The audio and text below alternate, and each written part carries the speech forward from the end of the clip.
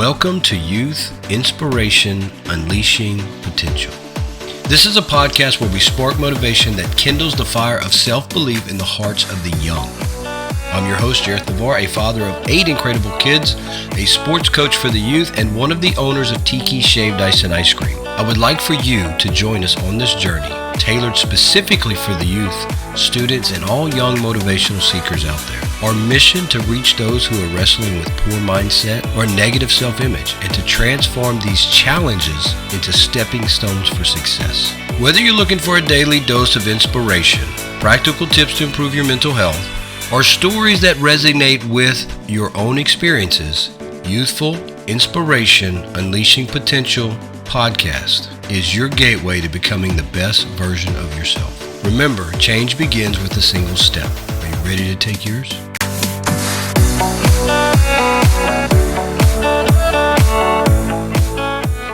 Hey, welcome to the podcast. This is Jareth, your host, and I have a special guest today.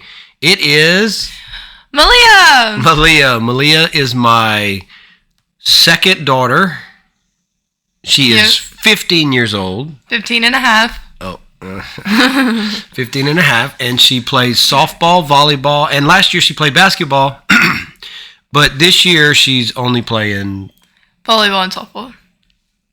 So I wanted to bring her on the podcast today because we have a lot of, this podcast is directed toward the youth and the mindset. We're working on mindset. And I think it's important that you share a little bit about your mindset because you played baseball with the boys, right? And the reason I'm bringing this up is because we have a lot of young people that are in tough situations. I would think that's a pretty tough situation. How did you feel about, would you classify it as a tough situation mentally? Oh, yes.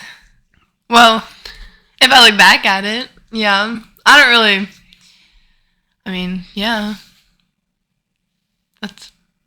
Yeah. What were some of the feelings you had when you first started playing with the boys and you were the only girl? Oh, at first I was like, oh, this is going to be so fun. Then I showed up and I was like, oh no, please take me off this team. I don't want to play anymore. Why did you, what was going through your mind mentally and what happened to why you did not want to play anymore? Well, I didn't feel like I was as good as everyone else. And then I was standing there and I was like, oh great, I have to bat. And the kid's throwing a ball at me. What if the ball hits me? And they was just, and everyone was just like talking and I was just like standing there and I was like, I really don't want to be here. So you didn't, you wanted to play, but then when you got out there, the situation became uncomfortable? Yes. All right. Well, obviously you've had great success with a bat and a ball, whether it be baseball or softball. What did you do to overcome that uncomfortable feeling and become more comfortable to where now you are, I would say, a super great athlete? Well, I had to get better because I was terrible. So the first thing you did was what? Work on your skill set? Yes, I worked on my hitting and my fielding. I worked on everything around like the field and everything because I sat the bench, you put me on the bench, and you didn't bat me on Sundays, and it made it even more uncomfortable. So I was like, well, this sucks. I just want people to hear that out there, that my own daughter, I benched her, and I did not bat her on Sundays in tournaments. And a lot of people will think, oh, you're hurting my child. I did it to my own daughter, and it was the best thing I could have done for her, right? You'd agree with that. Yes, I agree, because it's the only thing that really put me wanting to work. Yeah. I had to like dig deep and be like, do I really want to do this? Because if so, I have to go do something about it. And so what did you do? What was your next things? So you worked on the fielding. I worked on my fielding whenever I could, but because you work and everything, when we can't go to the field, we had a net and a tee. So I'd go to the garage and I'd just hit every day. Even after tournaments, I would hit. So what you're telling me is, if I'm understanding, you went into a period of time to where you put a lot of focus on your skill set, and this was outside of practices. Yes. Yes. Okay. And then I don't think I really I guess just being around the environment, like, worked on my social skills, and I was more talkative after that. But, like, I didn't know any of the people before they started, and I wasn't sure if any of them knew each other at that time. But, like, I think when I was 9, most of us really were uncomfortable, because 9U's, like, the first year, it's kid pitch. But, like, and then after I got hit so many times, I think I decided, you know what, I'm going to get hit with the ball, and it doesn't hurt this bad. So I think I got over that after just getting hit a bunch of times. So if you were talking to a 9-year-old little boy playing in a 9-year-old boys league, what advice would you give him? Swing the bat. Swing the bat. Because you're not going to get a good pitch at 9U, so as soon as you see the ball, I mean, you got to hit it. You just got to swing. Just got to swing. We need to get you a t-shirt. That's how you live your life. Just got to swing. I didn't hit anything when I was 9, I don't think. I think I either stuck out, got walked, got hit, or I didn't bat. But now you hit nukes. No, so much so you break bats. I can bunt too. Oh, yeah? You did lay down a nice bunt this year. I saw it, yeah. I don't think I've ever bunted before until, like, in a, like, game situation until, like, this year. Well. Maybe I have, but, like, it wasn't, like. Well, once you get a reputation for hitting nukes, if you can lay down a cool bunt, that really helps. Oh, so they expect you to hit, and you just come out with the bunt. Psych! So, you would say that your mindset at a young age was developed because of being uncomfortable. Being uncomfortable, and probably, like, just realizing that if I wanted to do this, I had to do something about it. So, like, being uncomfortable and being, like, being uncomfortable. I was trying to think of another word, but I can't think of it. Well, I think that's how growth is made. Growth is made through being uncomfortable. You know, if you're always comfortable, you're never going to grow. You got to try new things, experience new things, try new things. Now, you could have done two things. You could have came to me and said, Dad, I don't want to play anymore. Now, Dad would have said, oh, well. Suck it up. But there's a lot of parents out there who would say, oh, well, as long, if you don't like it anymore, then quit. How do you think you would have turned out if that would have been my mindset and let you just kind of fade away from an uncomfortable situation and not face it? Well, if I'm looking at it right now and you said that, I would be like, why are you telling me this? I would have been upset because I don't know. I just feel like if I were to tell you I want to quit something, I don't think you should just tell. If you're young, you don't really, like, know 100% sure if you're going to quit that thing. What do you explain more? Like, when you're young, you don't, like, understand if you're going to like that until, like, you actually do something and do good at it. So, like, I don't know, that's hard to explain. Like Jace. Everyone when they're young wants to play, like, a sport or something, but then as soon as they get to, like, 9 or 10, they start not wanting to do that, and they want to just, like, switch over and do something else instead of just, like, sticking with it to see if, like, they really like it as they get older. Yeah, people are too quick to quit, right? I like how your story is really cool because you started playing baseball with the boys, and the reason you played baseball with the boys is because you come to practice with your older brothers a little bit, and you had quite a bit of training in the basics, so you were much better than all the girls. But then when you went and played with the boys, you realized, oh, I'm not that great. I didn't really think I wasn't that great when I practiced with Cole and West because these kids were like 3-4 years older than me. So I was like, man, I'm kind of doing good with these guys. And then I was like, oh, well, it's not the same when I'm with people my own age. Yeah.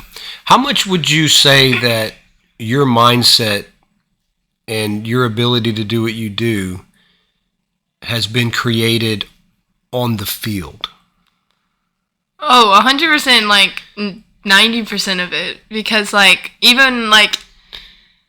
even if I'm not playing, I'm sitting the bench, or even when we walk out, it's not just my team that probably said things at the beginning, but it was other teams or parents in the stands, and they don't think you can hear them, but you can hear them saying, oh, it's the girl.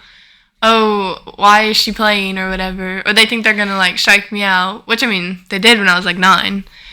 But then after I worked and stuff and I got tired of hearing it, I wanted to stand out and be like, hey, I mean, I'm a girl, but I'm going to be better than y'all. So I went and worked. And then around like 11U is whenever it like started to click. And I was like, I'm actually good at this. Like, I can do this. Now, you have a lot of friends that don't play sports. So how would you equate what you did from the sporting atmosphere to just everyday living and daily life? Like, because you have a lot of kids, there's a lot of kids out there that struggle with mental health.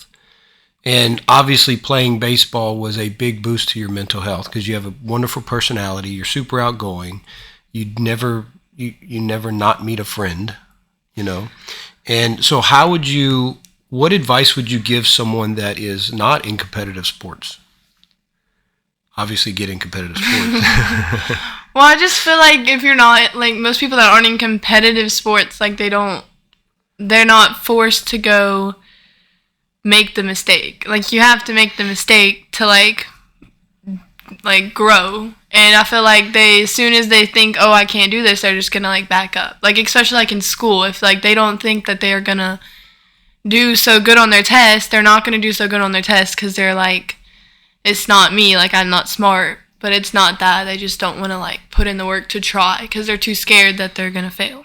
So if you could sum it up into like a couple of points or a formula, like step 1, step 2, step 3, what would you say the steps are to having a great mindset, being happy, and being mentally healthy out there? Talk to people. Well, obviously, I don't know, like obviously steps. the first one would be work on yourself because when you were doing the baseball, your skill set was below, so you had to make a decision. Step 1 was so step 1 would be I can walk away, or I can go work on myself. So step 1 would be like knowing your choices, like knowing what you can do, because when it comes to it, I mean, you can walk away from anything. You just have to know if that's what you want. Step 2 would be like find out what you need to do. Like figure out what you need to do to grow if you do move forward with it. Step 3. Step 3 would just do it. Just do it. Okay, Nike, just do it. Just do it. We're not sponsored by Nike, but Nike, we'd love to have that sponsorship. Just do it. Just do it. So step 1 is? Step 1 is know your choices. Step 2 is? Figure out what you need to do. And then step 3 is? Just do it. Just do it. It's that simple, huh? I do want to commend you because I think that a lot of people can get misconceptions about like us. They see us on YouTube and things. And I think a lot of people thought that I made you play baseball. Well, you never really made me. You brought the idea upon me and I was like, "Oh, that would seem fun." And then you continued on with it and you went through with it and I was like, oh, this is really happening now. So then at first I was like, why am I still here? But I never wanted to tell you, hey, I really don't want to play. Because I was like, I'm not telling my dad that.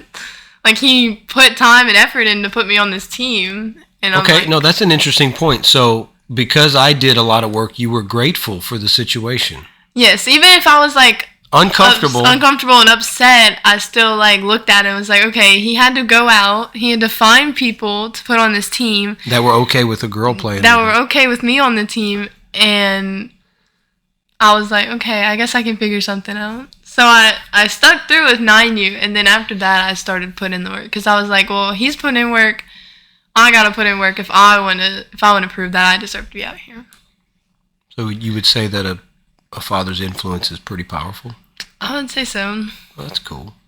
Well, I was like, he's putting all this work in. He obviously believes I can do this, so why can't I?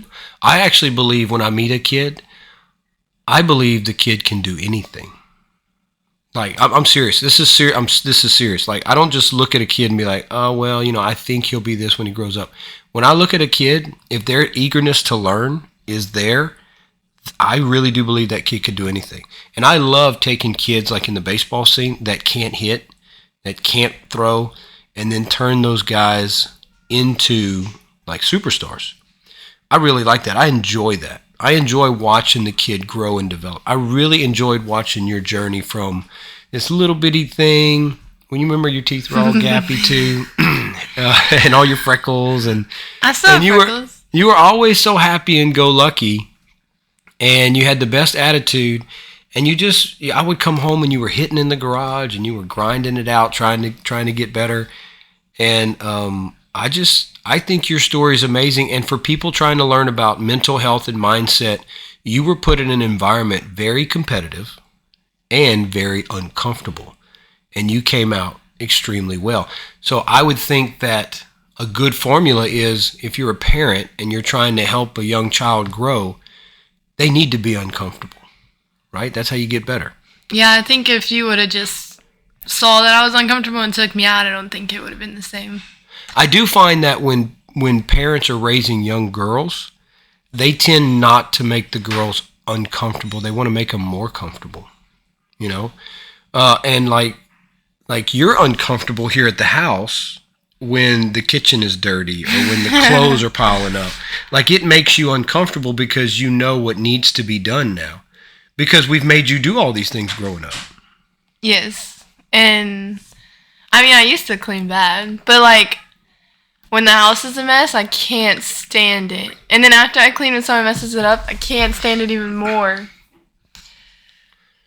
It's terrible. So do you have any other advice for specifically young athletes or young adults in reference to mindset, and what would be the advice you would give them? Like, if you had, if you're going to talk to somebody and you're never going to see them again, what would you tell them about how to have a happy, healthy life and mindset? That's a hard one. If I only saw this person one time. Only going to talk to them one time, and this is it. You'll never see them again. You have to give them your absolute best advice on how to be happy, healthy, and energetic, and live life to its fullest, because that's what you do.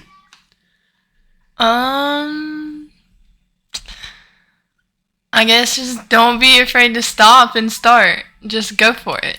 Don't be afraid to fail. Don't be afraid to fail. That's what it sounds like. It's a journey. You're not going to grow your mindset in one night. Are you saying life's a journey? Enjoy the ride. Oh my goodness. Enjoy the ride. It's all going to fall into place if you're doing what you need to do. So, it's not going to happen in a week or 2 weeks. There's going to be progress and signs. So you just got to stick with it. Well, it sounds like what you're saying is you got to take the good with the bad. And the bad is bad, but the bad can be good. And the good is good, but the good can be bad. You just got to change your perspective. Whoa. Perspective. Whoa, killer. All right. Well, I think that's enough. I think we've gone long enough. Probably too long. Probably too long. This one is longer than our normal ones in this series, but we had a special guest today. Yeah, me. I'm very special. Thank you very much. Well, thank you for being on the podcast, Maliyah. Oh, yes. I would do it again. Yeah. Did you enjoy the podcast? Yes, I enjoyed the podcast. All right. Well, until next time, make sure you're out there and doing what Maliyah says. Life's a journey. Enjoy the ride. Well, thank you again for listening to the podcast. Make sure you join us next time, where we will be talking about persistence.